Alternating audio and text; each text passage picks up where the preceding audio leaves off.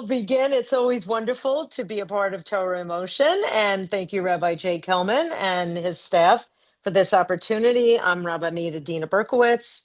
If you're ever in New York, come by to Kol HaNeshama. We're on the Upper West Side. We have services and shiurim and different classes and events. And what I wanted to do was have a deeper dive into this week's Parsha of Vayigash. Part of my day job is I work as a therapist, as a psychotherapist, occasionally psychoanalysis, but today most people are not into deep psychoanalysis, but psychodynamic.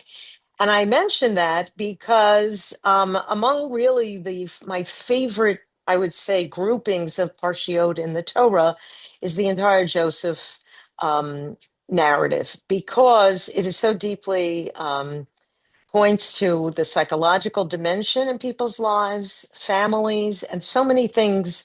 Every one of the parshas of Vayeshev, of Miketz, and now Vayigash are just so rich, and we can learn so much, and they're all interconnected.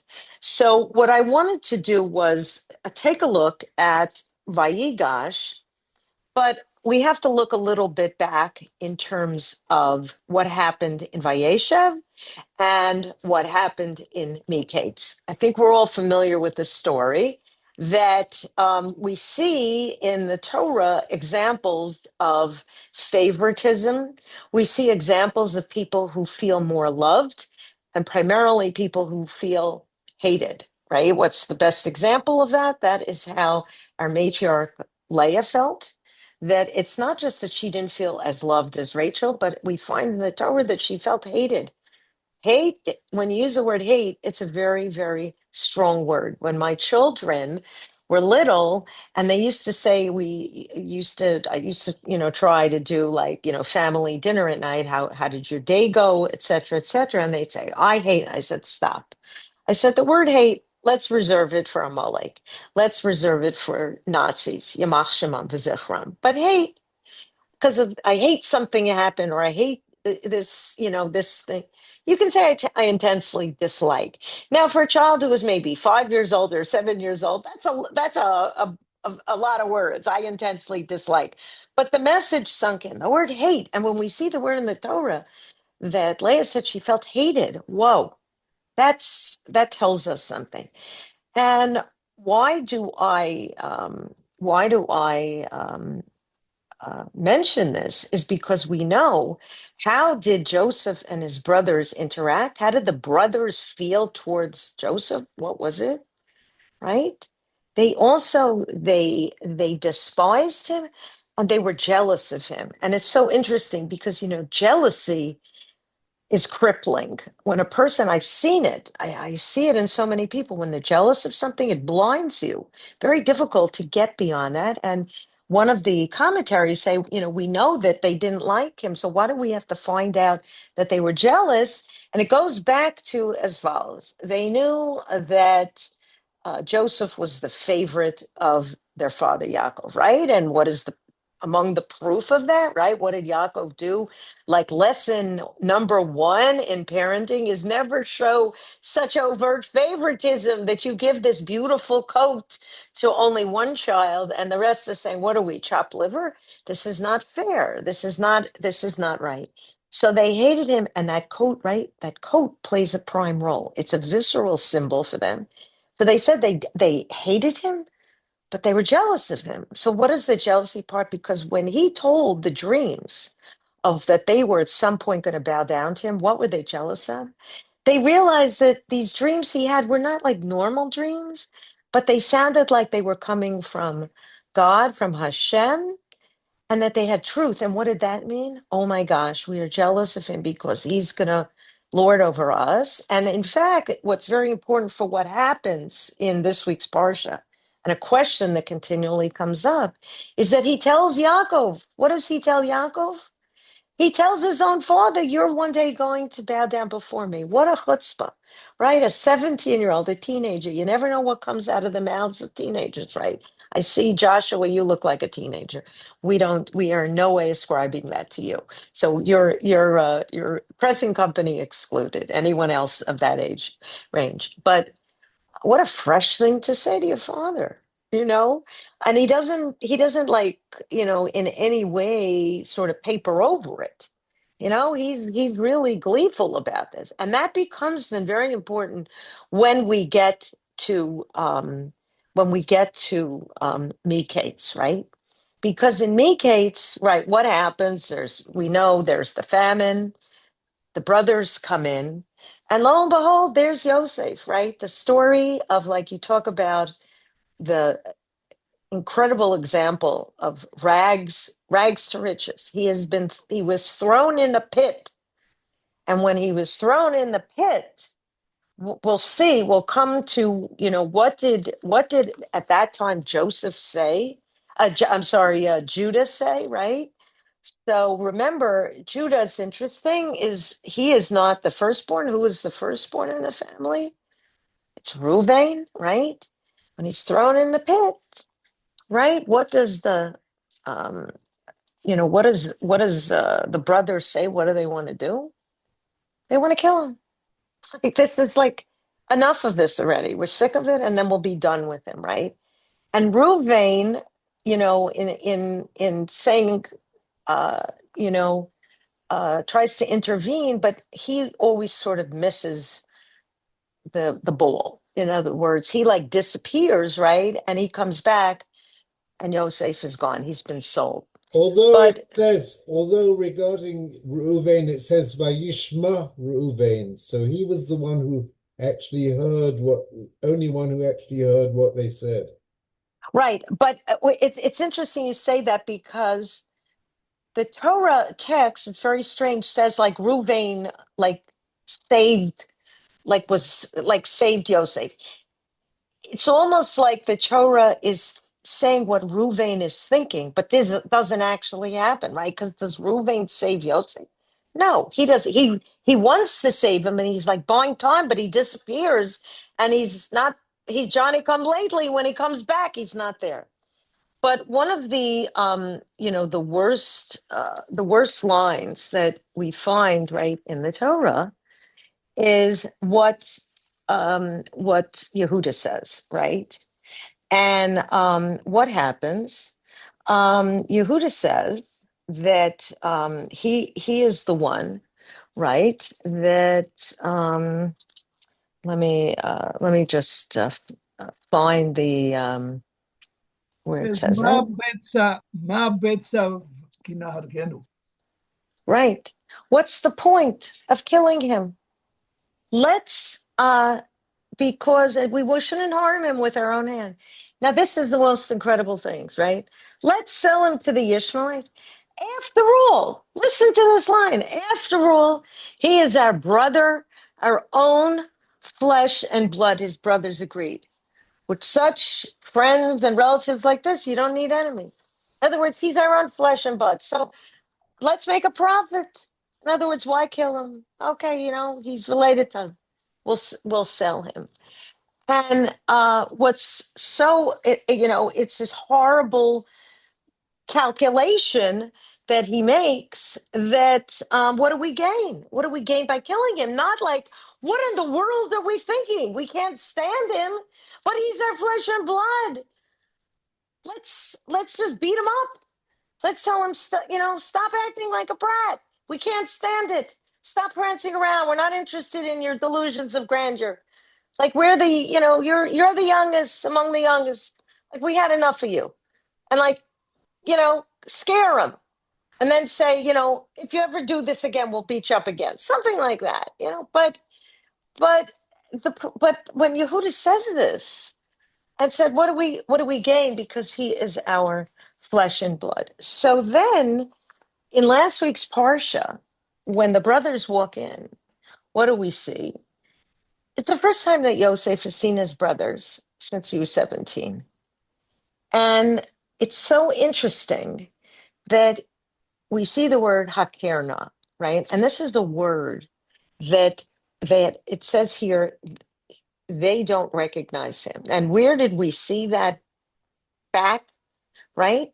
Back in the other Parsha, is that when they come up with this plan to take that coat, which is that symbol for them of everything that is what they see is wrong, they take the coat, they dip it in the animal blood, and when they bring it to Yaakov, what do they say? Okay, no. Hakirna, do you recognize this, right? And then Yaakov is now in a state of perpetual mourning. And then all of a sudden, when it says like, and that's it, Yaakov is like, he's going to be in perpetual grief. The story switches to what happens with Yehuda and Tamar. And what does Tamar? She's like about to be sort of burnt at the stake, and she sends the signet, right, and the cane that he had left with her when Yehuda thought he was sleeping with a prostitute. He didn't realize it was his daughter-in-law. And what is the word again that he Hakerna. says? Hakerna. So now, when the brothers walk in, this is very important because we have seen already in the past this concept of, are you recognizing what does this represent? For Yaakov, when he sees that, it represents, oh my gosh, the loss of my son, the loss of my son from my favorite wife, Rachel. And that's it. And he's now in a perpetual state of mourning. For Yehuda, when he recognizes it, it's a completely different kind of recognition. And it's what he says to Tamar, that she's far more essentially like she's a tzaddikus. What she was willing to do, she didn't want to embarrass him publicly. How she was almost willing to just go down with this secret. When he recognizes it, what does he also recognize? I think he recognizes that he's going to have to live his life differently. It's a wake up call. It's a wake up call that has to transform himself to becoming a different person. So when we see in Miketz that it says the brothers walk in, Yosef has that moment of hakerna, of recognition. And what's so interesting is that the Torah repeats it twice, right? It tells us that he doesn't recognize him. And then a few psukim later, it says he doesn't recognize him. So Rabbi Norman Lamb, the past president of Yeshiva University, one of the great minds and Talmud Chachams of the 20th century, he should rest in peace, says, why is the Torah repeating that? And they said, because it's two kinds of different recognitions. And it goes to a very basic question that comes up in last week and will play out in this week's Parsha as well. And that is, when Yosef recognizes them, and they don't recognize him, he's changed so much. They last saw him as a teenager. He's now 22 years later. He's wearing his hairstyle different. He's wearing the clothes of an Egyptian. He doesn't look like, a Jewish shepherd anymore. Totally different. Makes sense. Why doesn't he say, folks, landslide, I can't believe it. It's me. It's Yosef. He doesn't do that. And the point is that he physically recognizes them. But Yosef is trying to recognize, he's trying to get into figuring out where do they stand now?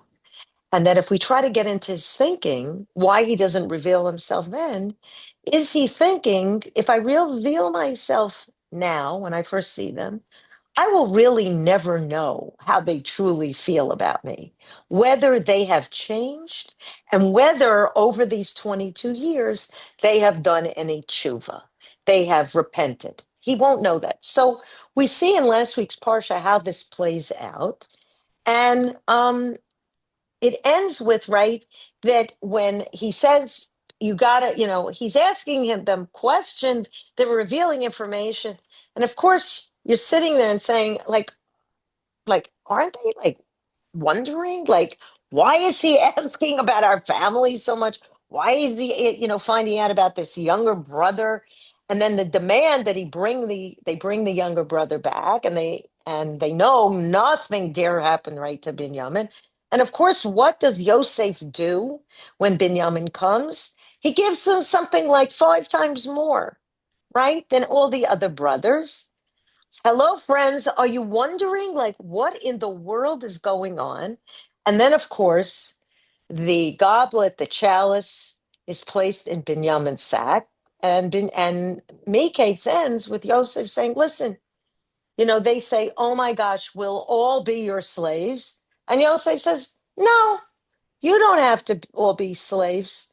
I'll just make the slave the one in whose sack the goblet was found," which they knew if they were not going back to Eretz Yisrael with Binyamin, their father would have a heart attack and die right then and there. And what they did to Yosef was bad enough. They must thinking, what are we supposed to do, right? Now, of course, the other interesting thing is about the use of this of the chalice, because what got Yosef out of prison, right? When he interpreted the dream of whom correct, both dreams correctly, but he said that the sommelier, right, the wine steward, would get out and would be restored. And of course, the wine steward forgot, right? He forgot. He purposely perhaps didn't want to remember that Yosef had done for him, and he would still be languishing in jail. So that, to me, it's an interesting thing that he uses this object of a chalice, that it's a way of connecting with what got him out of jail is now ironically could end up putting Binyamin in jail. So and we'll see that this whole thing is part of what Rambam Maimonides teaches us, that what is the best way to show that we have repented, that we have done tshuva, right? That if you find yourself in a similar situation of where you did something wrong, but you behave completely differently, then you've done tshuva because you haven't repeated the mistake, right? So here, Yosef constructs this very elaborate scheme. Basically, he's putting his brothers on trial again and again. And by putting Binyamin in the bore, potentially in the pit, like he was, he is setting up a situation for the brothers to see how they are going to behave. So here we are. We get to Vayigash, and we know that back in the other parsha where Ruvain says, "You see, you should have listened to me." All of this is happening because you didn't listen to me, and you hear recriminations, but you don't hear tshuva. You don't hear anyone saying, "Oh my gosh, how can we make amends for this?" Right? Well, here it is that Vayigash begins with that use of the word Vayigash, right? And what's interesting about the very word Vayigash, is that it's translated as but it says Vayigash Elav Yehuda. But Yehuda steps forward to Yosef. But the word Vayigash doesn't mean it stepped forward. What does it actually mean? It means to come close. So it doesn't seem, there are some who wonder, are the brothers still not seeing who Yosef is? They still don't know who it is. But what's very interesting is that here, Yehuda, who we feel was doing tshuva, certainly, and how he acknowledged what he did with Tamar. He didn't deny it, and say, no, it's fake news, right? He acknowledged his shortcomings. We see here why we're going to be called Yehudim. We're not called Reubenites. We're called Yehudim, after Yehuda, because we'll see in a minute the complete transformation of Yehuda. And Yehuda steps forward, and it doesn't seem that he has Hakerna, that he doesn't recognize whom he is talking to. But he does recognize, like in the situation with Tamar, what the right thing is to do. And he knows he can't remain silent about Binyamin. And he steps forward realizing what his role has to be, and that is silence is not an option. And he offers himself in place of Binyamin. And he knows that his father in no way can know any more pain. So this is a very interesting dynamic, and it was the Vilna Gaon who pointed out that the trup that's used of the stepping forward, the kadma sla, kind of connotes a real that Yehuda is talking in some ways very sternly. He's like throwing himself on the one hand at the mercy of the ruler, of the second in command, but he's very forceful. And that took a lot of nerve. It took a lot of chutzpah.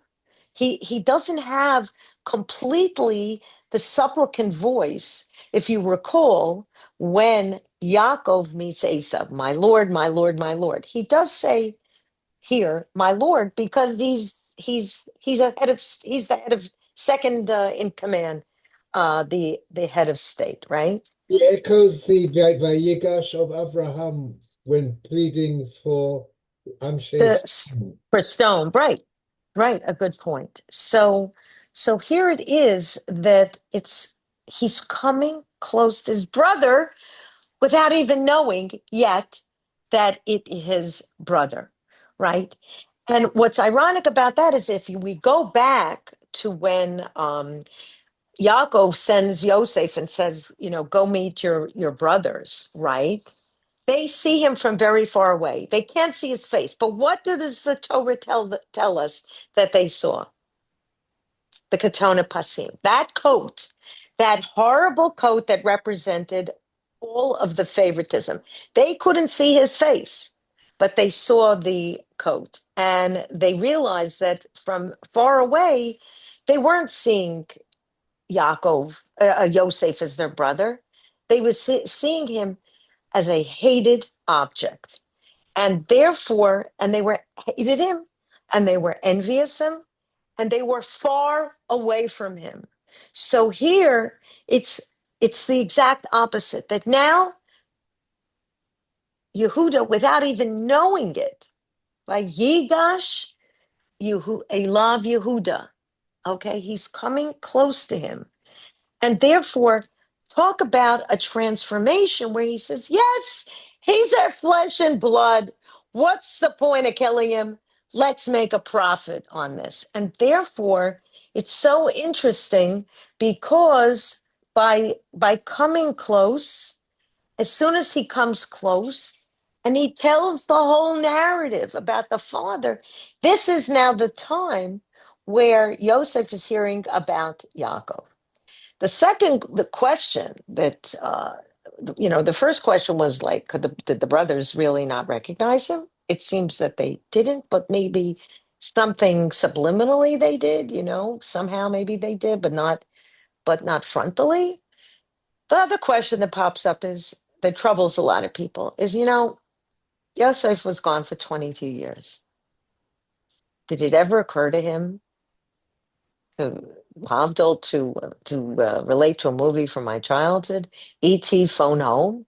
Did it ever occur to him to say, you know what? I'm in a comfortable place. People in Egypt like me. I'm doing a good job. I'm going to take a yeshiva break week, and I'm going to go back to Canaan. I'm going to go back to Eretz Yisrael. I want to reconnect with my father. Did he do that? No. And the question that's asked is why not? Why did he not do that? So one of the answers that is offered is that when he had last been with his father, right, and he told his father the dream that Yaakov was going to be bowing down to his son, how did Yaakov relate? He was furious. He was so angry. He was so upset. And then he all of a sudden he says, "Go find your brothers." What could Yosef possibly have been thinking? Maybe my father was in on this whole thing, because if we take a look at the narratives that we've seen in of the story in the Avos and the Imahos, what do we see? Let's go back to Avram and Ishmael, right? Sarah says, send them away. So what happens to Ishmael? Send them away. What happens to Yitzchak? we nearly have an Akeda. What happens then with Yaakov? Yaakov has to go on the run, and Esav is also not. He's loved by Yaakov, but he's loved. I'm sorry, by Yitzchak, but Yaakov has to run away. So Yosef may be thinking maybe my father was so angry with me that he in it with what my brothers were doing, because after all he sent me to be with them, right? So that makes the story even more. I mean, this is like a real, like, when I think about it, I say, wow, like this is like a Yiddish play, It's all of these incredible dynamics coming from so many different ends, right? So the question is what did Yaakov, why, like, maybe Yaakov is in on it, right? In any event, he hears this whole soliloquy of Yehuda. Yehuda tells the whole what happened, and it's only then that Yosef realizes what? Oh my gosh, my father does love me. My father wasn't in on this. They concocted some kind of story, and my father's been suffering for 22 years. How horrible! How horrible is that, right? And and then Yehuda concludes it by saying, "How can I go back to my father if Binyamin is not with me?" He says, "I couldn't bear to see how horrible what would happen to my father." And it's at that point that it says Yosef could no longer control himself in the company of all his attendants, all the people in waiting, as they call him. He goes, "Everyone leave my presence." And it says no one else was with Yosef when he revealed himself to his brothers, right? So it says at that point, um, and then he cries so loudly that the Egyptians could hear him, and the news, the language here is unbelievable. The way it says, and the news reached Pharaoh's palace. And then what happens is, I mean, in right at the beginning of Vayigash, right? It says, "Vayomer Yosef Elachav, Ani Yosef, Aod Avi Chai." And what are the brothers?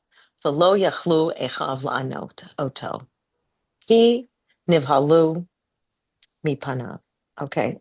It says, Yosef says to his brothers, "I'm Yosef, I am Yosef. Is my father still alive?" His brothers were so bewildered at his presence that they couldn't answer him.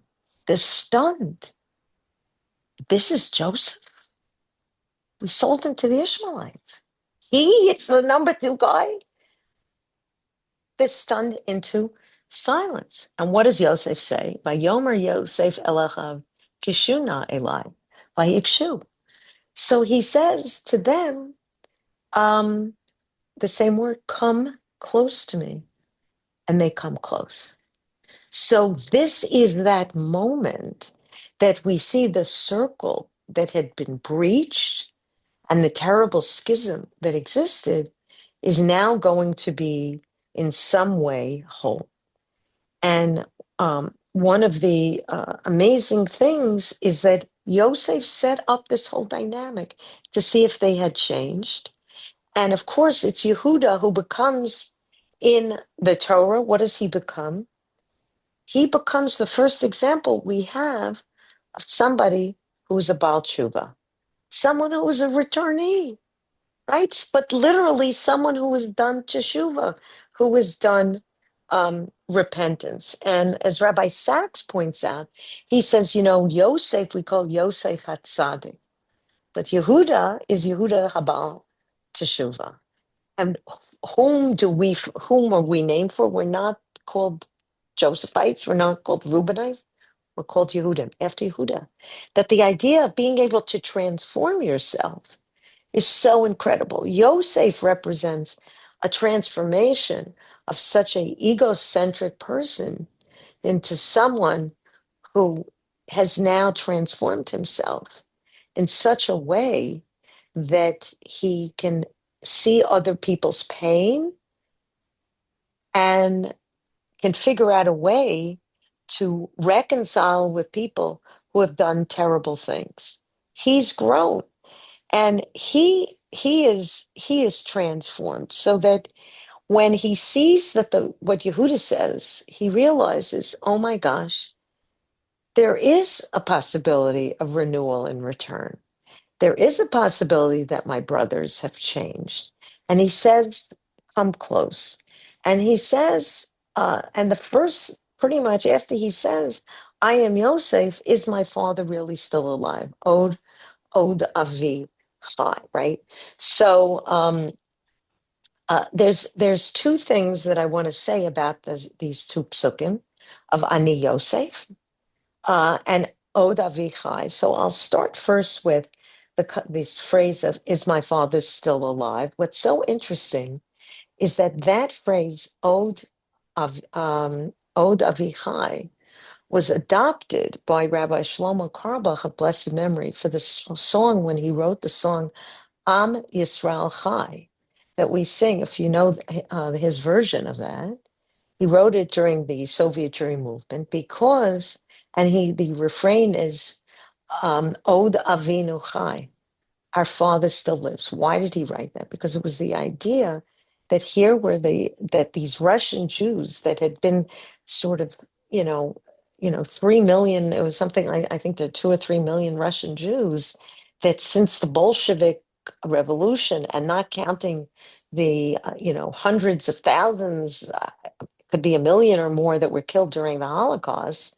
But the idea of Am Yisrael Chai, the Jewish people lives, it was this way of saying Od Avinu Chai, that our father still lives, that the Jews in Russia are still looking.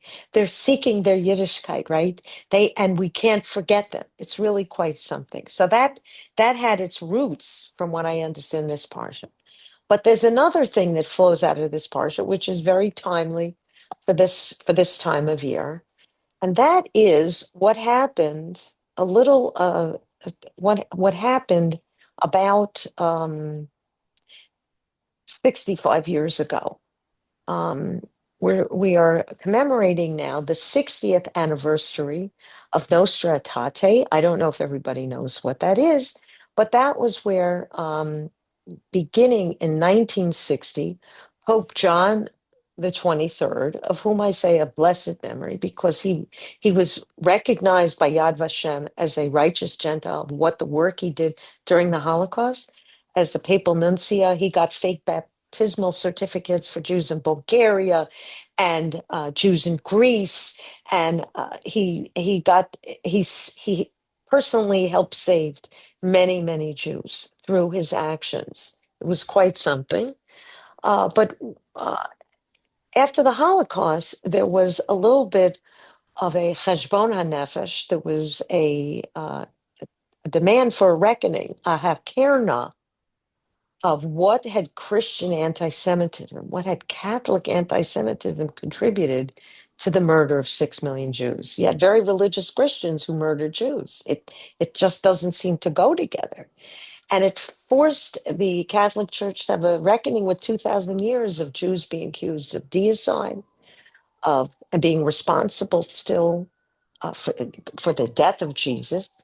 And in 1960, I believe it was either 1960, 1961, Pope John the 23rd invited representatives of all of the alphabet soup of Jewish groups to come to Rome. And that became the kickoff for the Vatican conclave. He died. He didn't live to see it start, but it was in 1962.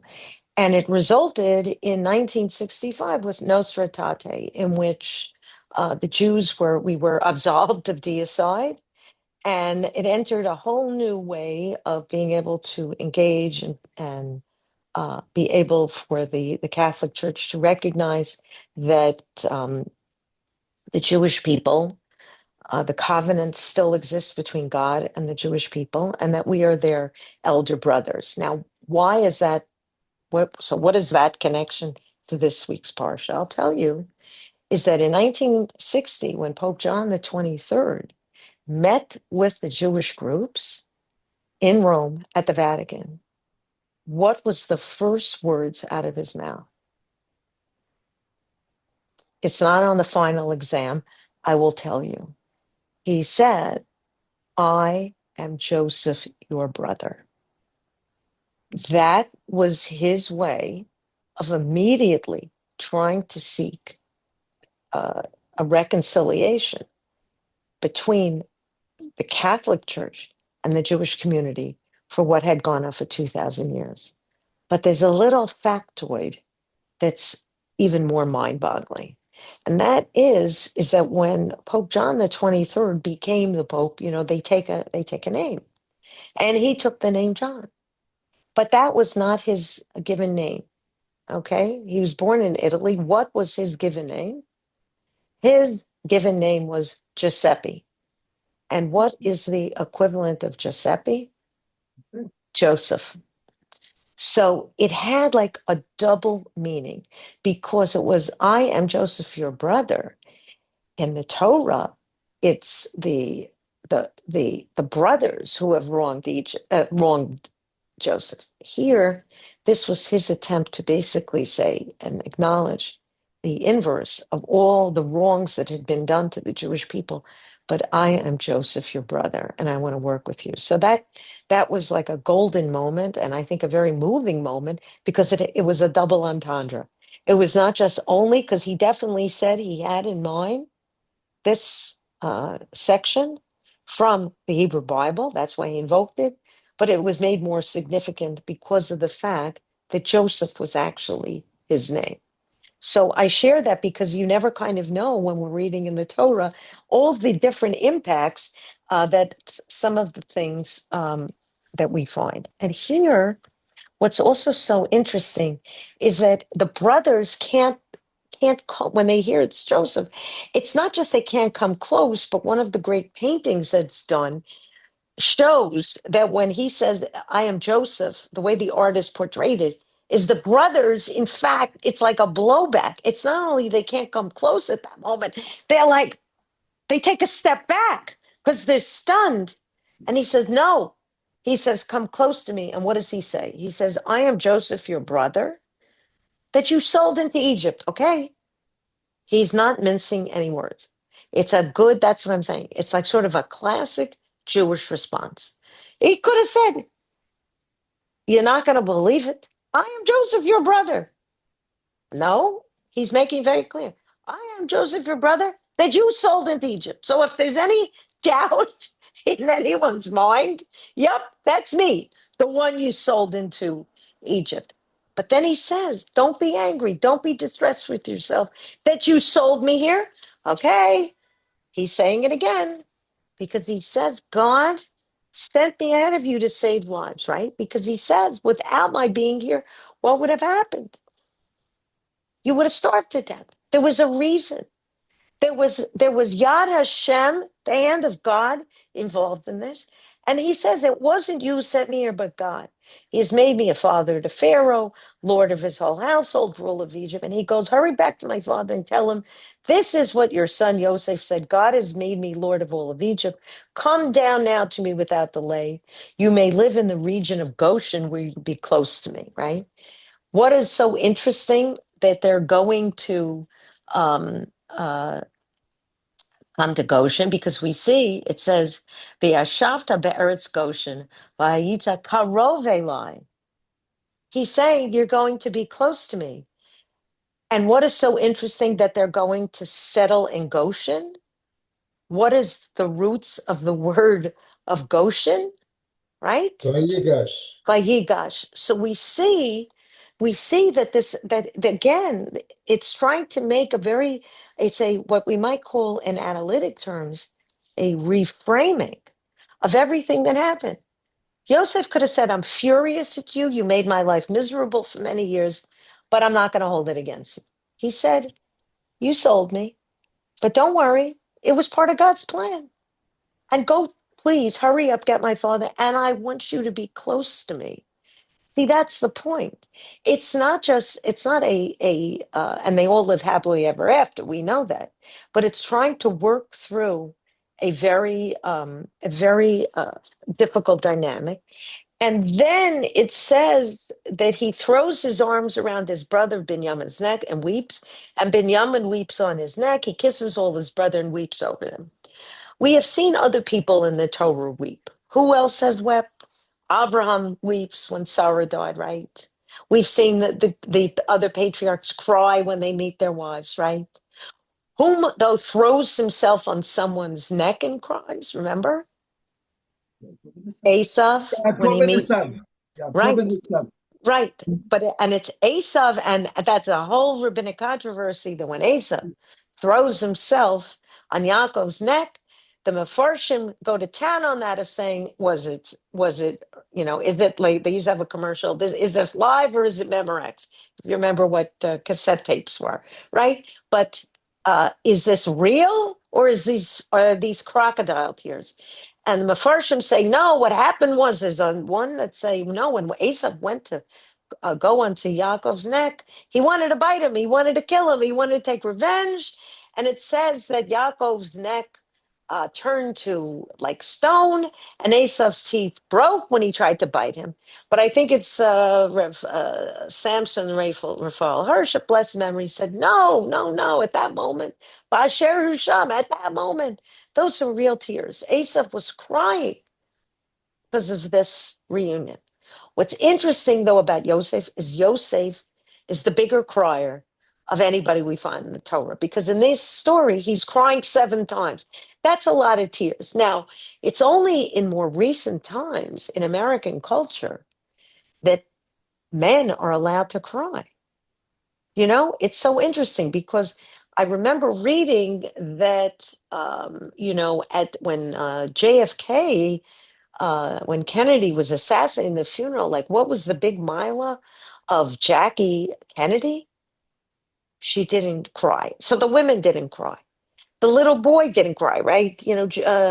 John, he like saluted. Nobody's crying. Fast forward, I remember reading that in 1972, in the presidential, for the Democratic primary in America, there was a senator, a well-known senator from Maine. His name was Edmund Muskie, and he had been attacked by the paper. His wife had been attacked by the paper in New Hampshire, and he was standing outside in the snow condemning the paper, and he was crying. Now, so there was a machlokus. Was he crying because it was cold? And was it just like icicles rolling down, or when I'm out in the cold, my eyes always tear, or was he tearing because of the attacks on his wife? He was finished. He's a weakling. Real men don't cry. Thank God we've moved away from that and we've gone back. We can find inspiration in the Torah. Men should be allowed to express their emotion the same way as women. And Yosef certainly takes that to town, right? Because he's crying so much. He cries when they first come in. He cries. Then when they're there, he's crying with the brothers. He'll cry. He'll cry again.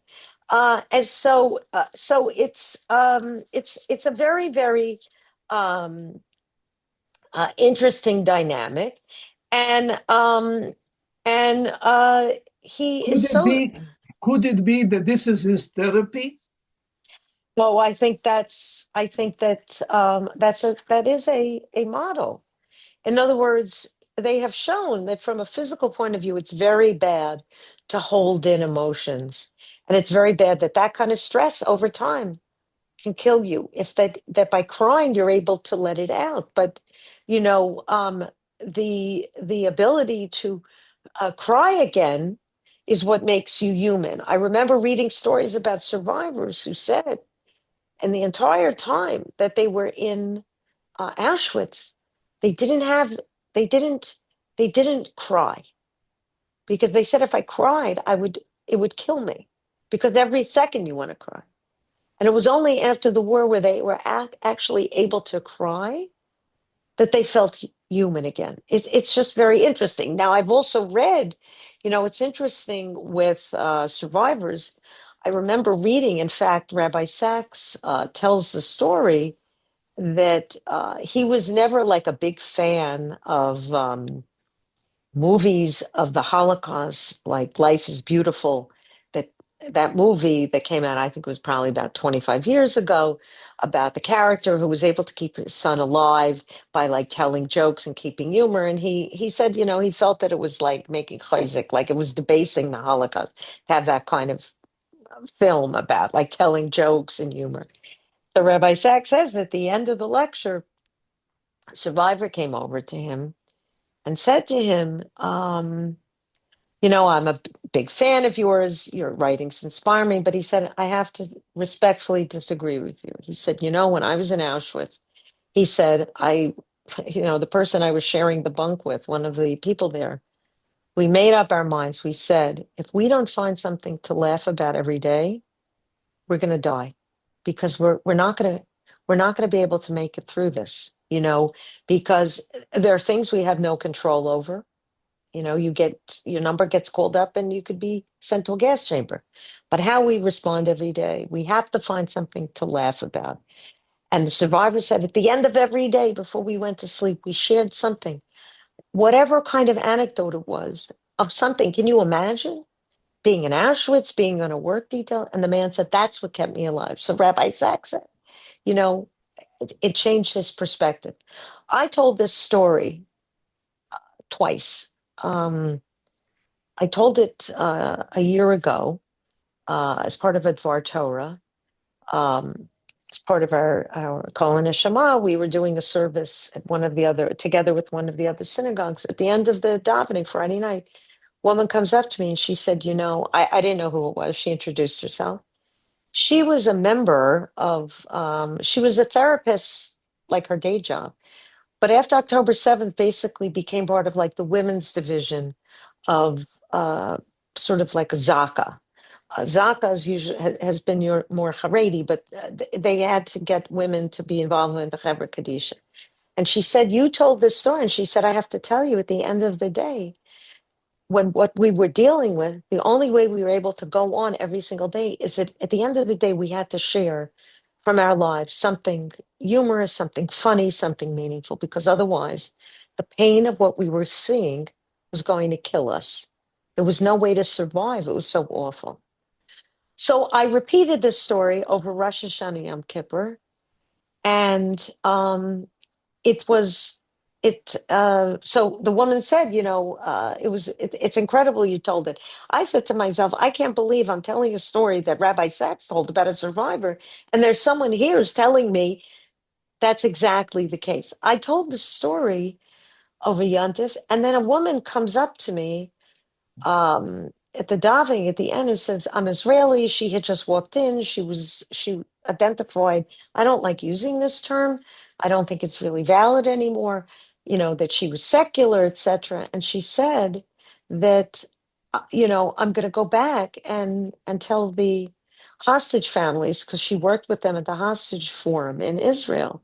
She said, this is how people are trying to manage their life. They're trying to find something that they can find meaning in, something humorous. I know it seems incongruous.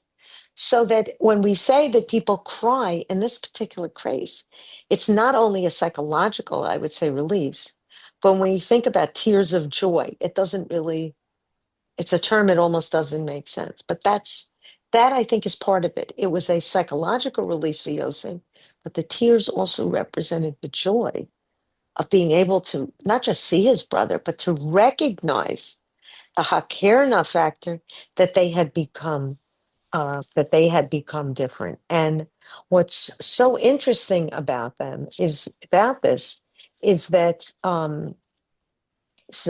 Yaakov, when he finds out this news, there's a beautiful medrash that says Seraph, the daughter of Asher, was kind of brought in to sing the news to him with her harp because they were afraid that the stress would kill him. And for doing that, it says she got long life, she got arichas yamim. And it tells us right here, it says that Yaakov's spirit was filled with a new life. He said, it is enough.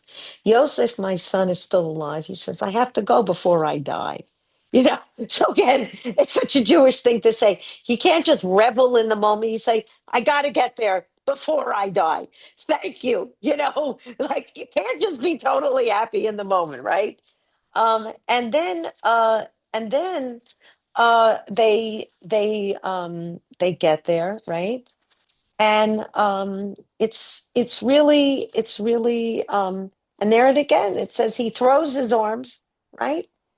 And he weep together. And then it says, Yaakov says, in this case, Yisrael, he says, now I can die. I have seen your face. You're still alive. You see, so Od Avichai, now you see it's because it's Ki Od Chachai. I've seen your face.